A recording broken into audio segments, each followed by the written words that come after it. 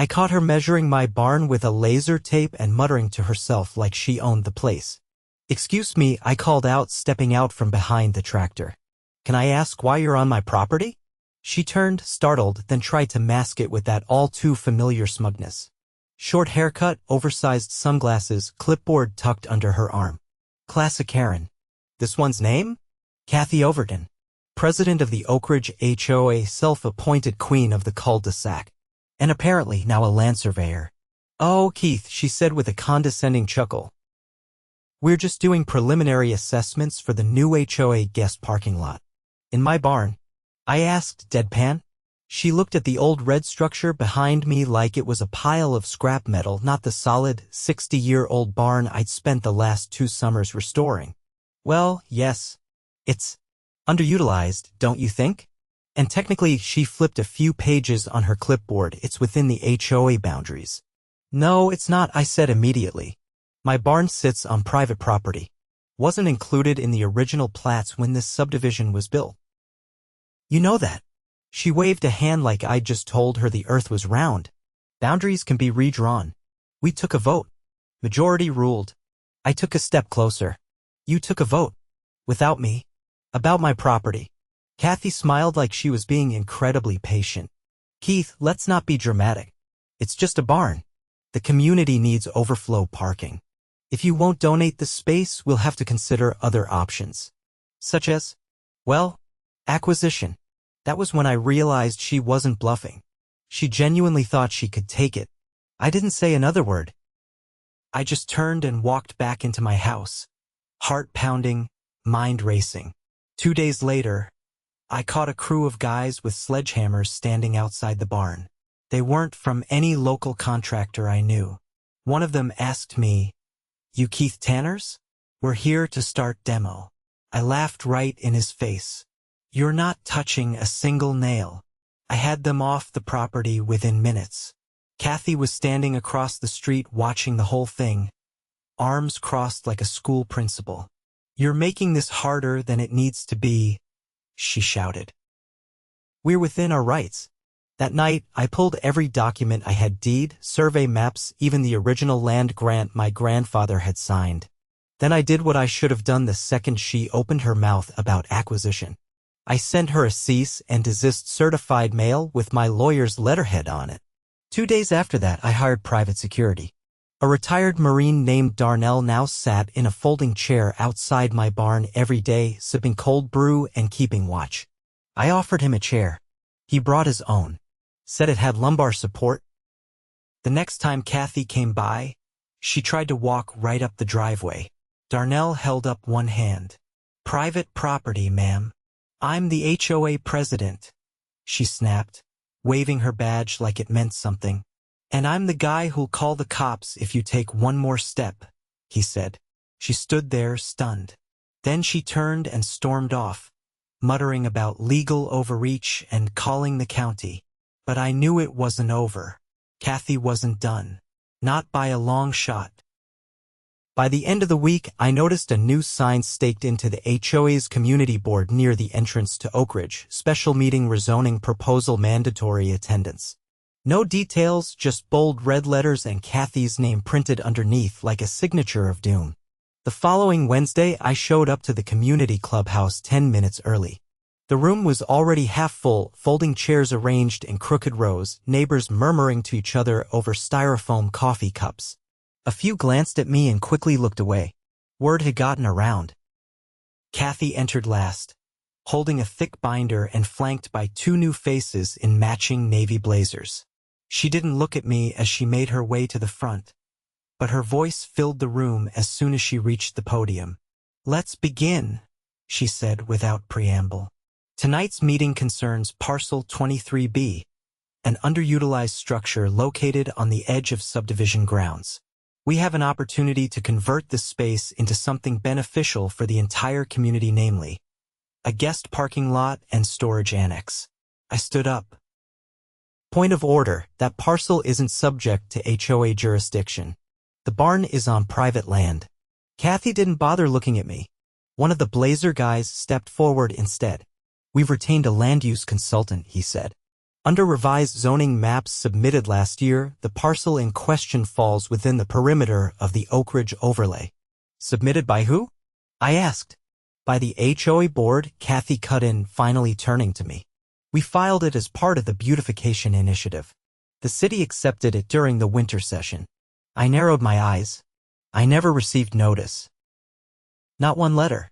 And I own that land. There's a clause for exceptions when a structure is deemed inactive or blighted, she said smoothly. And since you never registered your restoration work with the committee, I don't have to, I cut in. That barn predates this subdivision by over 5 decades. It was excluded from the original HOA charter. You can't rewrite history just because you want a few more parking spots. Murmurs spread through the room. Kathy raised both hands like a preacher calming an agitated flock. Let's not be hostile, she said. This is about community enrichment. We've already submitted the demolition permit. It's scheduled for review next month. I turned to the crowd. Did anyone here vote on this? Anyone even hear about it before tonight? A few people shook their heads. A man in the back, a retired pipefitter named Walt, stood up. I thought we needed unanimous board approval for a zoning shift, he said, and a community vote for any demolition plan. We amended the bylaws, Kathy said. When? Walt pressed. During the March session. There wasn't a March session, he said. Kathy's face went tight. We held a private quorum. That's not legal, I said. You can't change foundational governance without notifying the entire membership. That's a violation of state HOA transparency laws. The man in the blazer tried to redirect. We're simply proposing a solution. If Mr. Tanners is unwilling to cooperate, we'll pursue other legal channels. You've already tried, I said. And you're going to find out real quick what happens when you file fraudulent plats with the county recorder. The meeting ended in confusion. A few people clapped. Others looked stunned. Kathy stormed out before anyone could ask more questions. The next day, I drove to the county assessor's office. I'd already done my research, but I wanted to see the maps for myself. The clerk, a woman named Marla, pulled the files without hesitation. Here's the original subdivision layout, she said, laying out the yellowing plat. Your property's clearly excluded. And here's the new overlay filed in December. She handed me a second map. I stared at the redrawn lines. Sure enough, my land had been sliced into the new HOA boundary. But something was off. Who signed this? I asked, pointing to the digital signature at the bottom. Marla squinted. Looks like your name. It wasn't. It looked like my name, but the signature was off. Too neat. I leaned in closer. That's not mine, I said. I never signed this. Marla nodded slowly. You'll want to talk to the county legal advisor. If this was filed under false pretenses. I didn't wait. I marched straight to the legal department. Within an hour, the file was flagged for investigation. Forging a property owner's signature on a zoning document? That wasn't just unethical. That was a felony. By Friday, I had a detective from the county fraud division knocking on my door. Mr. Tanners, he said, flashing his badge. We received a report that your signature was falsified on a zoning overlay. We're opening an inquiry into the Oakridge HOA board's filings. They didn't just forge a signature, I said. They backdated it, lied about a vote, and tried to bulldoze a private structure. He nodded. That barn got a demolition order. We traced the contractor they hired. Turns out the payment came from the HOA's discretionary fund. No member approval. No contractor vetting. Just a check cut under the table. I crossed my arms. Sounds like they've been busy. Busy enough that we're issuing subpoenas next week. If the forgery's confirmed, we're talking grand larceny and wire fraud. Not just zoning violations. The detective stepped off my porch and left his card behind. I stared at it for a long time. That weekend, Kathy didn't show her face in public. Her car was still parked in the same spot, but the blinds were drawn tight. Meanwhile, I got a call from a neighbor I hadn't spoken to in years. Then another. Then 5 more. People wanted to know what was going on. And once they heard, they were furious. I printed out the documents, my deed, the original plats, the fake signature, the flagged zoning map.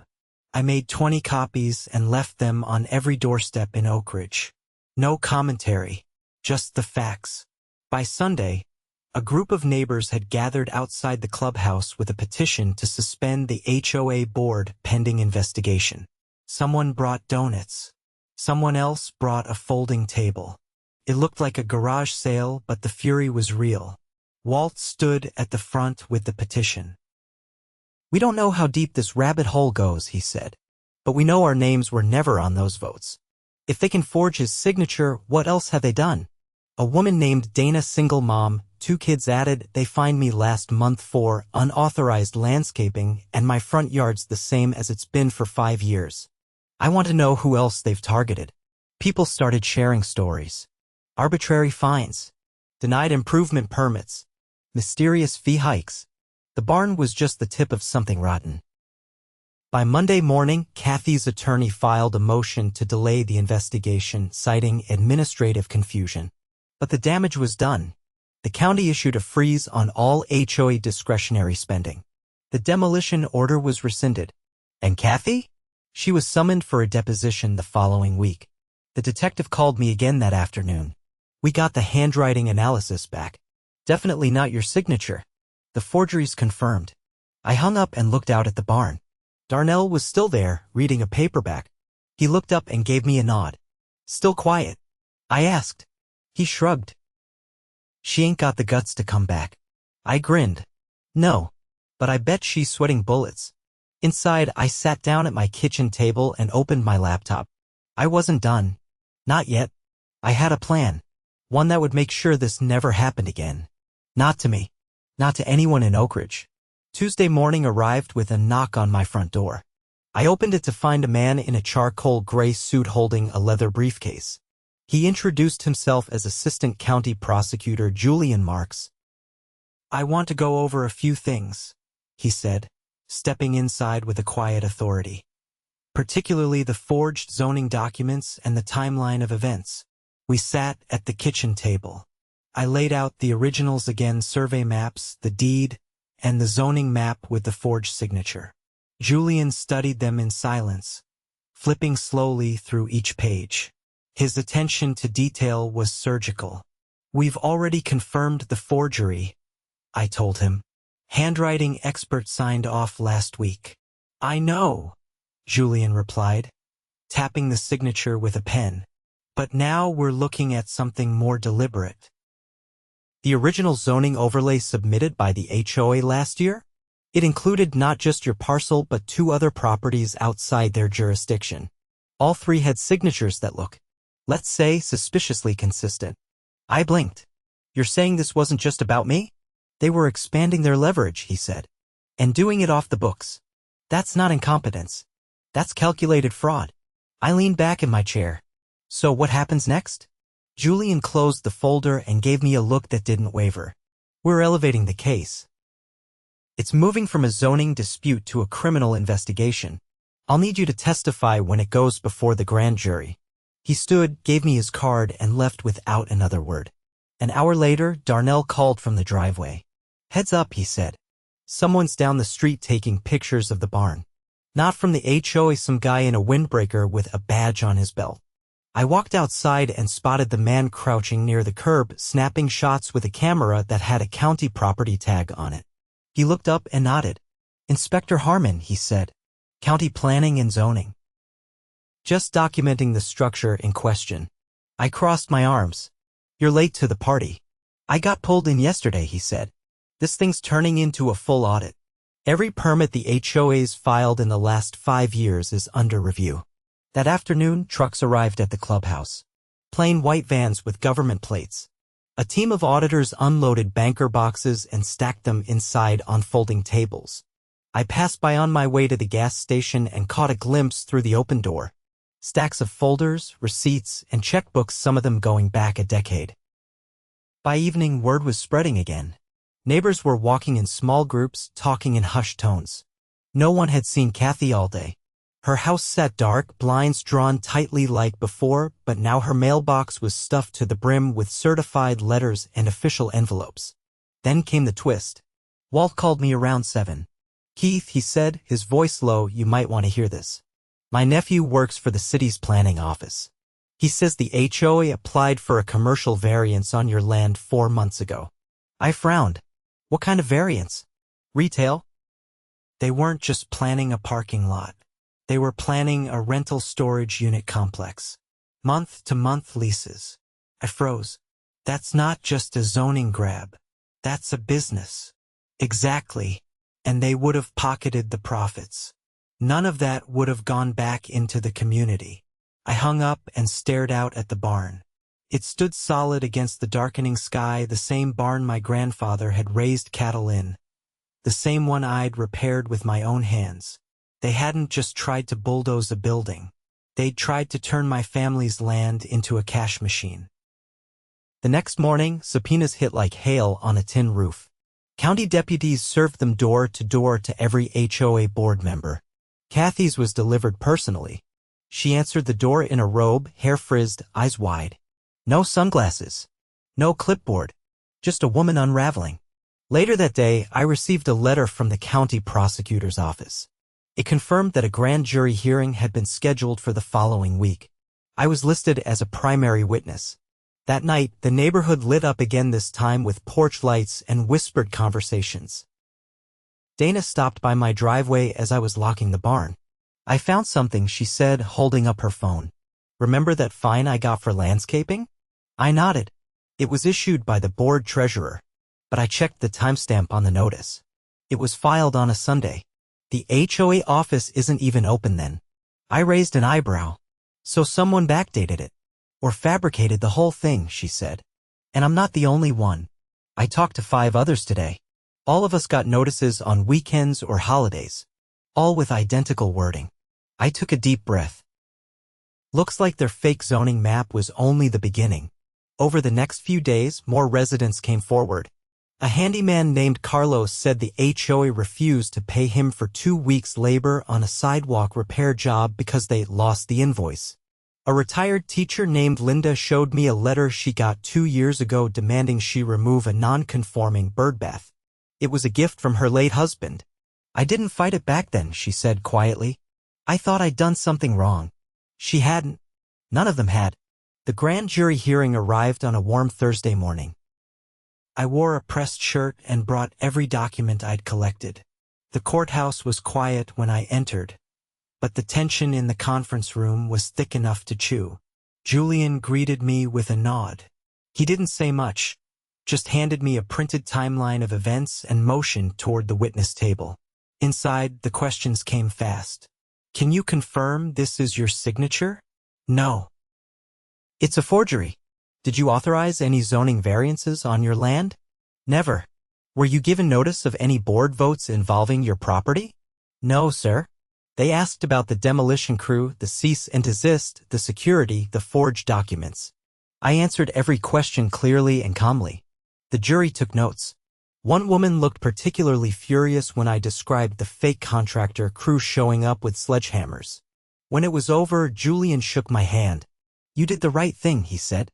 "They're in deep now." I left the courthouse and drove home with the windows down.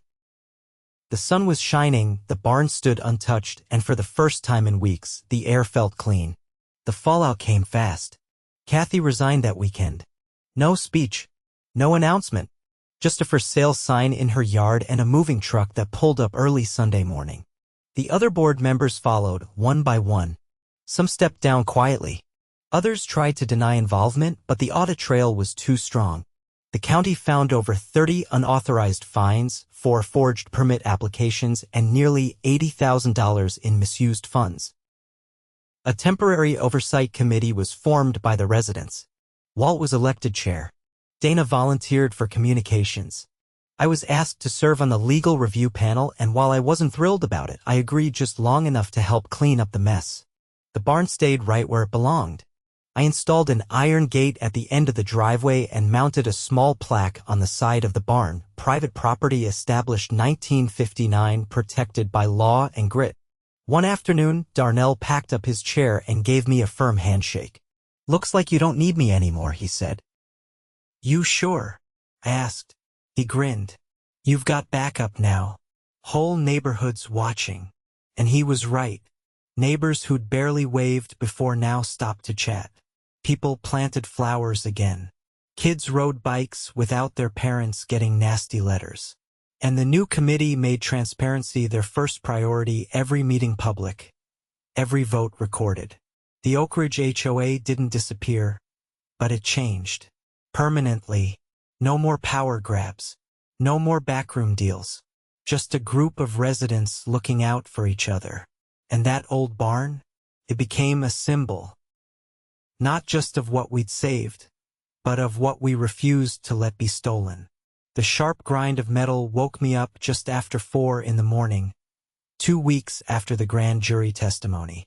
I pulled on my boots and stepped out onto the porch, flashlight in one hand. The barn's gate had been forced open. I crossed the yard fast, the beam from my light cutting through the fog.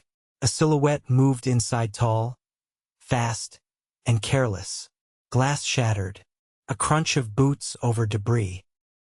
I yelled, and the figure bolted out the open side door, ducking under the back fence and disappearing into the woods behind the property. Inside, the damage was minimal. Just a broken window and a few knocked-over tools.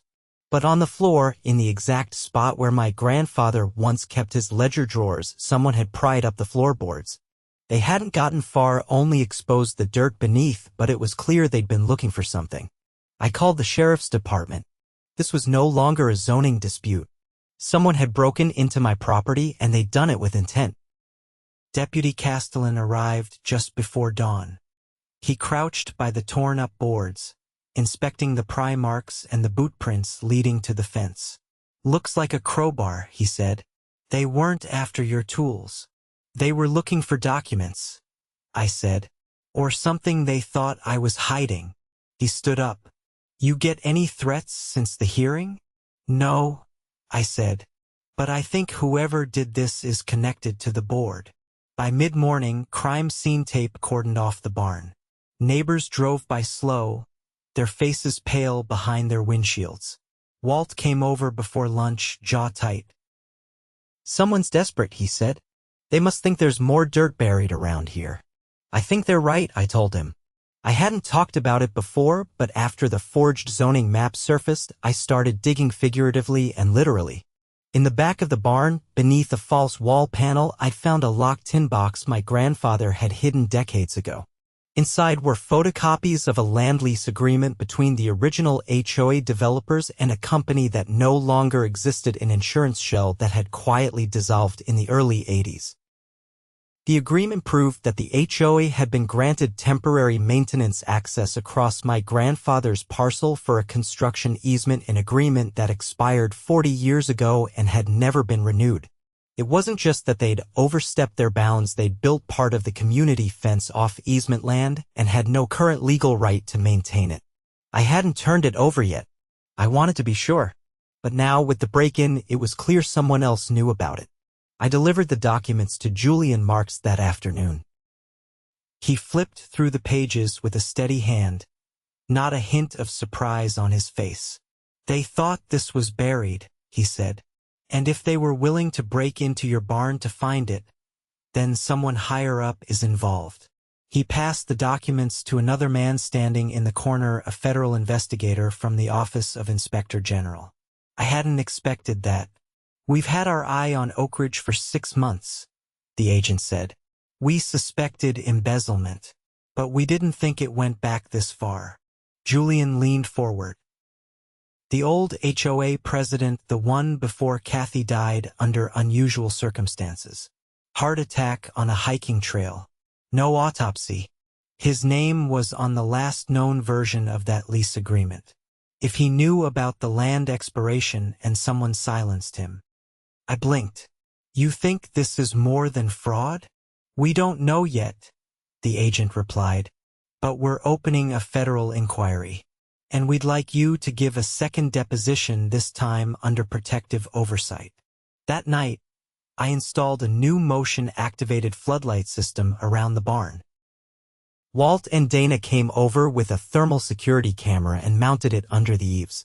Darnell came by too, not to work, but to help wire the system.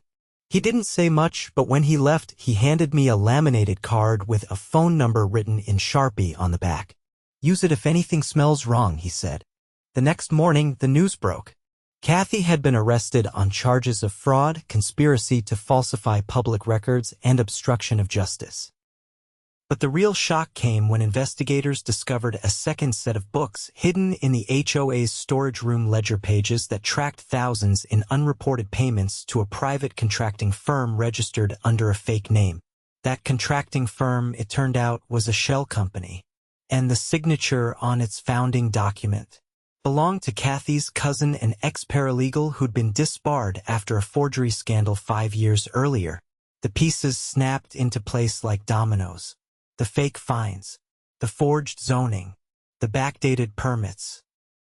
All of it was part of a long con and organized attempt to funnel HOA funds into a private account while slowly acquiring property to flip into commercial use.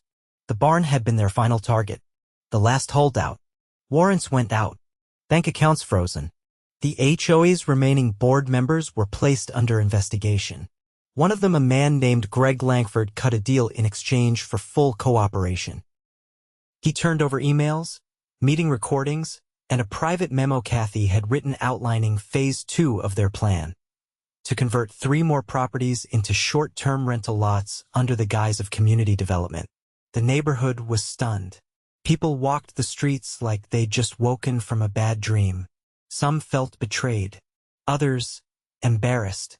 But no one felt more vindicated than the ones who'd been fined, silenced, and ignored.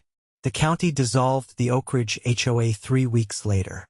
In its place, a resident council was formed with direct oversight from the city. Walt was appointed liaison. Dana took over community outreach. I was offered a seat on the legal advisory committee but declined. I'd done my part. One afternoon, Julian stopped by with a folder in hand. "We've closed the case," he said. "No appeals. No loose ends. You're clear." I opened the folder. Inside was a notarized letter from the city clerk's office. It officially recognized my parcel as independent, permanently exempt from any future HOA jurisdiction. I nodded. "Thanks." He paused at the door. "You know, without that cease-and-desist letter and the security hire, this could have gone a very different way." I looked out at the barn. I just wanted to protect what was mine. Julian gave a half smile. "And in doing that, you protected your whole neighborhood."